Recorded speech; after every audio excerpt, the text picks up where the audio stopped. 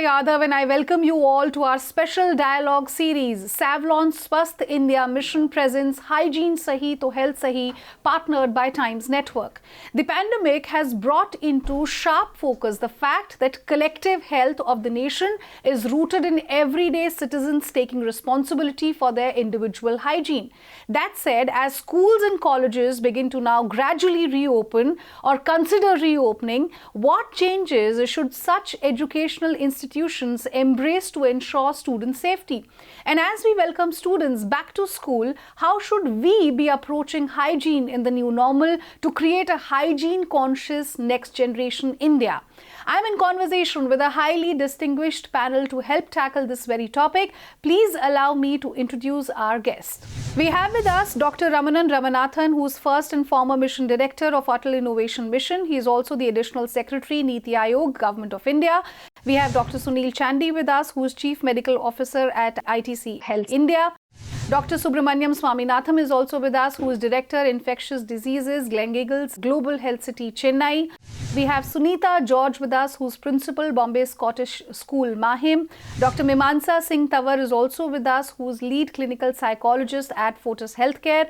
We have Kavneet Khullar, who is Founder and Trustee at Akshar School. Thank you so much, ladies and gentlemen, for joining us into this conversation. So first, I would like to come to you, Dr. Mimamsa. The pandemic and the countrywide school closures have had quite an impact on the impressionable minds of young children. Ma'am, the anxiety amongst parents is also equally palpable as schools now begin to gradually reopen. How should one address this anxiety both on a personal level and perhaps also in the context of availing counseling services provided by the school themselves?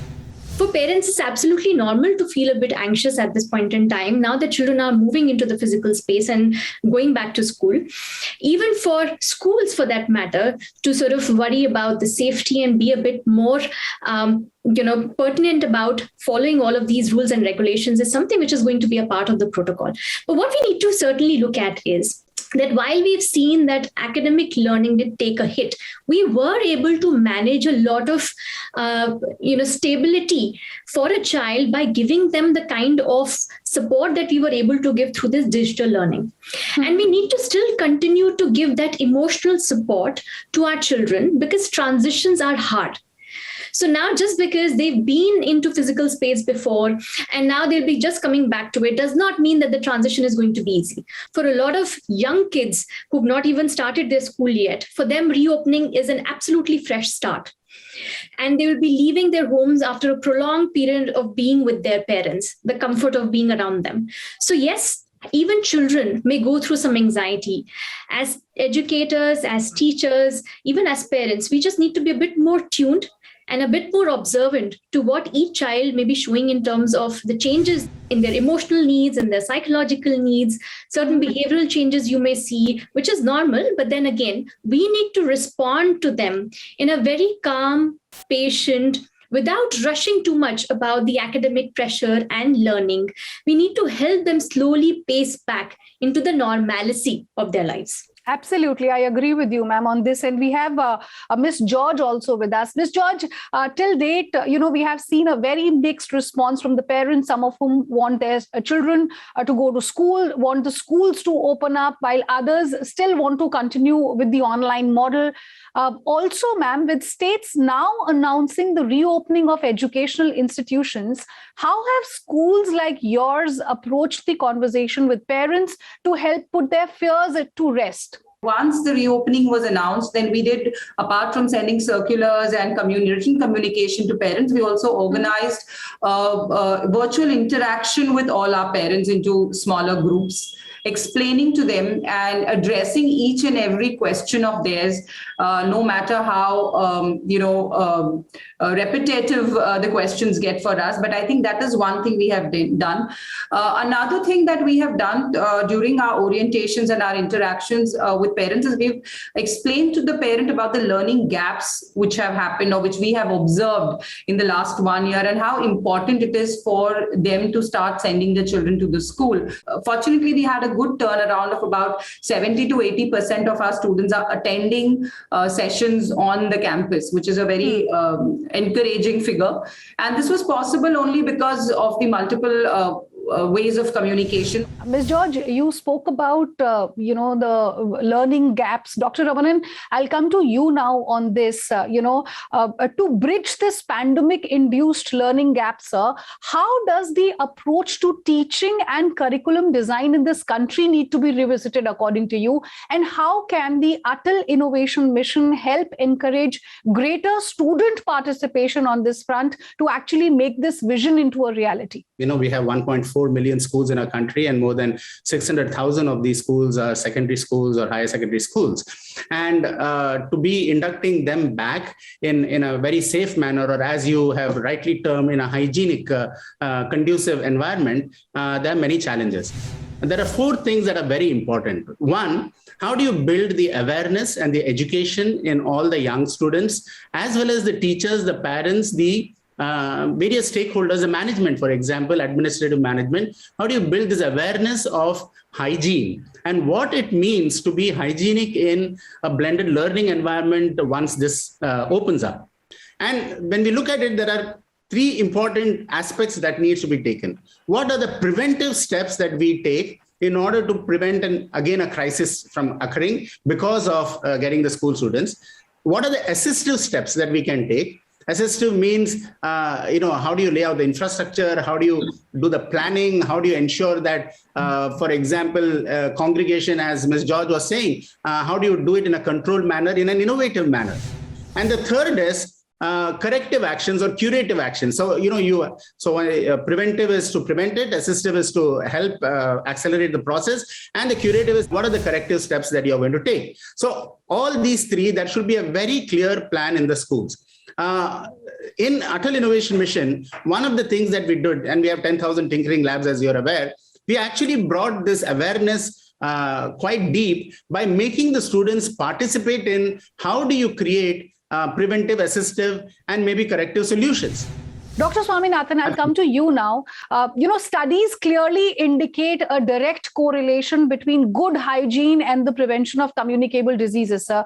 But in your view, how well understood is this phenomenon by the everyday student and his or her immediate circle, including the child's parents? People are more accepting of the fact that the concept of masks and ventilation and hygiene is very important. Children, actually speaking, they adopt these values very, very quickly. I speak this both as an infectious disease person and also as a parent of 2 children going to school. But the issue is this: I think we need to show them by example. And children learn more by watching the seniors, whether it's their teachers or parents especially, and elder siblings and things like that, than what is told to them. And that's something we should be capitalizing on and setting up role models for them to follow. And I think as long as we do that, it's not going to be that difficult to encourage them to do the right things. And idea is to set up an atmosphere of safety and comfort for them, coupled with the fact that, given that we've had a significant wave right now, I think we have some buffer time in that we should have another couple of months, which is reasonably easier to breathe through. And therefore, I think this is the greatest opportunity we're going to have to get all this running. And the future is uncertain, and let's not speculate about it. But the fact is, we have a couple of months at least of good time, and it's important to capitalize on this and put these things into action. And I can see that at least some educational institutions, if not many of them, have already started doing all of that. Absolutely, sir. I'll take Dr. Chandy's reaction as well. Sir, when it comes to hygiene, Dr. Chandy, and providing children access to hygiene, where does the responsibility of the school, according to you, lie? And likewise, where does the responsibility of parents lie? How do you actually see these two? Hygiene is actually a lifestyle proposal. It's about a culture more than a forced habit that has been created by the circumstance of a pandemic. But I think what the pandemic has done is raise our sensitivities towards a revisiting of the entire hygiene ecosystem. And I think that's a good opportunity for all the stakeholders to engage in this. If you look at the behavior of children, they live in three spaces. There is a home where they spend most of the time, definitely more than 12 hours. There is a school where they spend about 8 hours. And they also have their social space, which is playground and interacting with children and all that. So if you look at the school, hygiene has now got to be accepted as a life skill teaching. Given the emphasis of academics and scholastic teaching, it is time that the schools now engage in putting lifestyles into children, and now hygiene is the most important. And I agree with Dr. Subramaniam that rather than give them lectures, didactic, it is about role plays, and they watch teachers, how they practice hygienic measures, role modeling, etc., that the schools must now reinforce. It's already there, but it needs to be reinforced by innovative ways. There's also this environmental aspect of the school.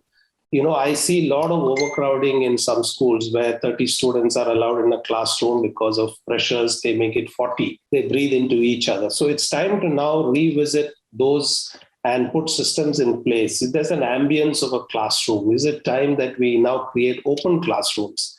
Open air classroom, campus cleanliness. Many schools, if you go especially to the villages, you will find that the walls are dirty, the corners are not clean, the toilet hygiene is imperfect. So it's time to create that whole environment which will then support the habit or the culture of personal hygiene.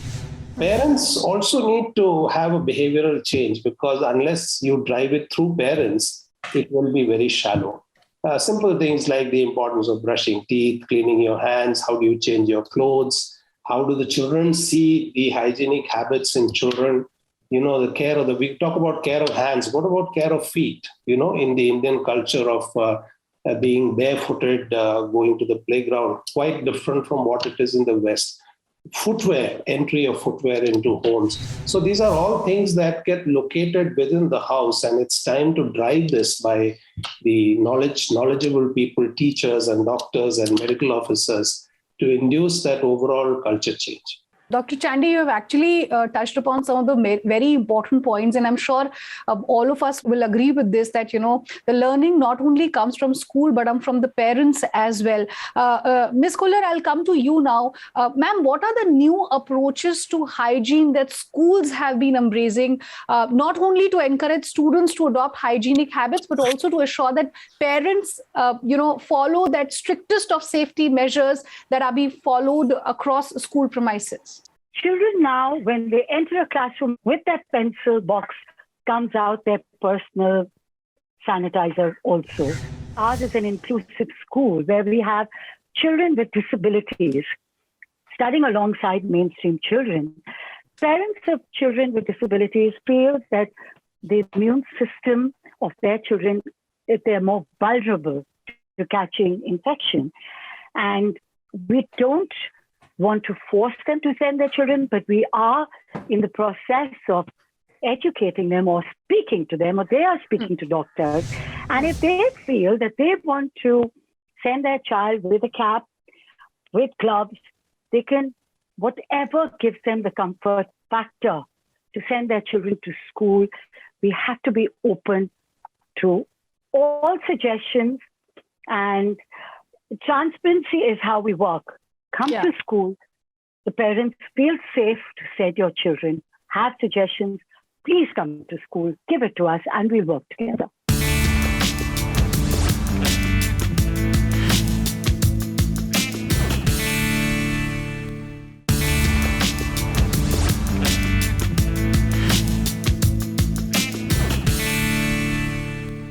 Dr. Tawar, I'll come to you now. And, we as parents, we keep teaching our children, brush your teeth every day, wear clean clothes, cut your nails on time. This habit building is a very lengthy process. Ma'am, how can hand hygiene habits be deeply inculcated in students' mindset? When you give children some rules, they don't break it. They follow it by the book. And if we've actually seen during this time, children have actually role modeled much better than all of us when it comes to hygiene. So many times my 8-year-old had checked me that if I have washed my hands for 20 seconds or not, 40 seconds or not. So it's not the children who need to be grilled too much on the hygiene aspect. Parents do tend to make it as a part of their grooming and their growing up. And it's something which is done even in a pre-pandemic time as well. So it's a process, and it's a collaborative process. It's a process where we need to build trust with the common goal that we all have of the well-being of our children. When it comes to sanitization, of course, it's the well-being of the children. Alongside that, we also need to look at the psychological and the mental well-being. Three things that I would want to start if when the school is starting. One, a lot of sports in play. Physical energy and physical exercise is what children need at this point in time. That brings vitality, that brings energy in them. And they're also able to connect with each other through that form of play and sports. The second element is a lot of activities which are peer-led. Give them, a lot more opportunities to sort of interact, have discussions, so that the distance they've been feeling is somewhere reduced. And the third aspect, of course, is the sanitization. But alongside that, again, as parents and teachers, we need to learn some of the basics of psychological first aid. And which is, let's be observant of what children are going through. Let's give them a very empathetic, patient listening without jumping onto rescuing them from what they're going through. We need to humanize their experience. That is what is important. And thirdly, connect with them. Because this has been a time period of a lot of disconnection that has happened despite, technology playing its positive role in connecting each one of us. But still the human element of each other in a physical space is so much more important. And we need to really bring that element back of positivity, of optimism, by helping them see that, yes, despite all the odds against us, despite so many things happening around us, we've still come out much more stronger, learned so many things, and with a sense of resilience and optimism. Very well said, ma'am. And for sure, when our children will actually go to school, there is a very big role that the schools will play, and parents also have to work hand in hand with school so that the children are much more comfortable. Dr. Chandy, I'll come to you. From an administrative perspective, sir, going forward, what role might school cabinets and college student leadership play in disseminating the message that good hygiene is in fact an individual responsibility? I do think that this represents a chain effect. For example, because there's a lot of influence that siblings or elders or senior students have in school. In fact, sometimes it might be more than what the parents have. That's just the peer effect. So children tend to look at or listen more carefully to school captains, prefects, school leadership. So it's a good idea to let them be the vehicles who will convey this culture change that we are talking about. Dr. Swaminathan, I'll come to you now. We may witness a surge in infections, both common and of the COVID variety, once schools definitely reopen. Sir, what should one expect, and what is the most appropriate preventive action that schools, parents, and the children themselves need to adopt in such a scenario? Most important thing is not to panic, simply because we've had such a significant wave. If you look at it, after this, the potential for further spread, at least for the current situation, is not very great.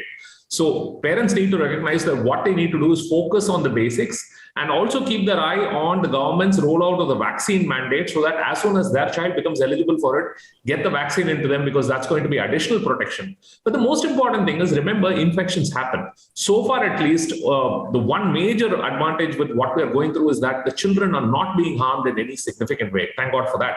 So let's take heart from that. But this is a very good dress rehearsal for us to prepare for anything that may come down maybe 10 years from now, 50 years from now. So I think it's a good learning experience. Let's keep it that way. But there's really no reason to panic. And I do not foresee a problem with school reopening, at least in the conceivable future. Ms. Khullar, my question to you is that in what new ways would you like to see authorities in the education ecosystem, parents and students themselves better embrace and encourage personal hygiene? And what change does the government need to implement across school curriculum to make that happen? Hygiene is something which it's a natural phenomena which should be imbibed by the children and from their home. So I don't think the government needs to get into it. It's we, the key, stakeholders of schools, that have to just put it into our system. Dr. Ramanan, very quickly, what would you like to say on this, sir? From my perspective, the most important thing that one should do is answer the why, what, when, and how questions related to hygiene for all the young students. Why is hygiene so very important? What is good hygiene all about? When do you ensure that you are implementing these hygienic practices and how do you do it?